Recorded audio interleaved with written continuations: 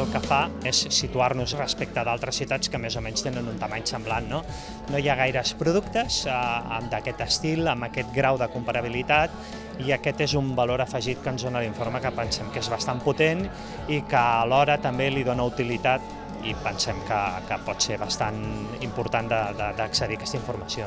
A la ciutat tenim una taxa d'ocupació d'un 91%, alguna més del 91%, envers el 85% que presenta la mitjana.